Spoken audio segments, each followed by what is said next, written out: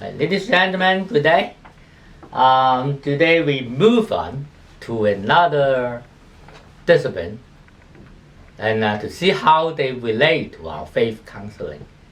Right? Today we shall move to business. Wow, my God, how come business? Can business be related to faith counseling? And this technique for faith counseling? So it depends on what angle you are looking for. Sometimes if you are talking about the philosophy of faith counseling, then you need to have some knowledge in philosophy. And sometimes if you want to take a look at the technique of faith counseling, then you have to move on to some of the techniques like numerology, like feng shui, etc. and etc.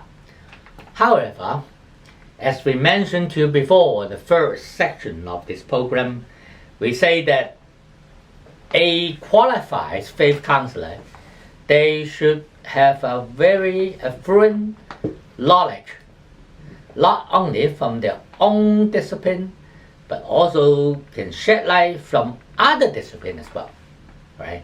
For example, last time, remember, we mentioned this book, 生命的探险. In this book, they say, if you want to be qualified faith counselor, then you have to have 10 conditions. And the first most important condition is what? Is knowledge. It's knowledge. 197. It's knowledge.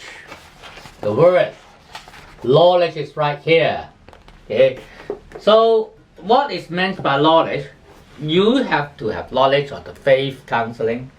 You have to have a knowledge of the technique, how to execute, and how to explore your faith.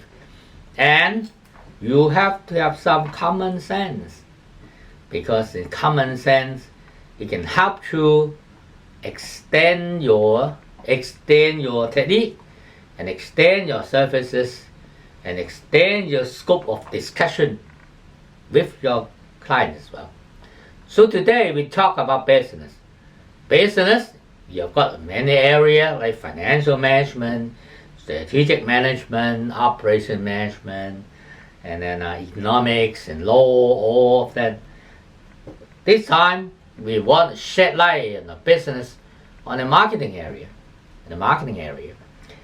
So if you have some good knowledge in faith counseling, and you have some insight on how the technique of faith counseling can help you, then you've got to sell it to people. Sometimes you don't sell it, right? Because if you sell it to people, then you're expecting income as well, and you want to have a highest income, and then versus the expenses, then you make a profit.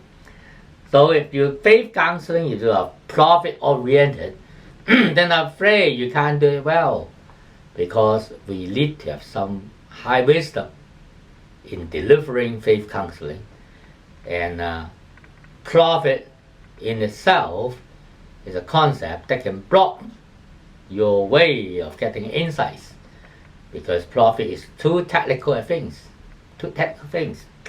So we don't say we sell faith counseling, but in marketing is a business concept. And marketing is different from sales, because marketing is a long-term strategy with wider scope, longer time, and it will have a big coverage, greater coverage than sales.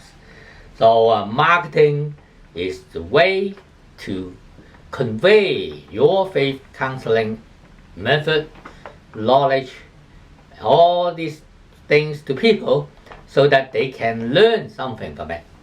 So it is important to learn something about business, how you can convey your message to your target clients or to the public, so that you can make a good promotion of what you're doing.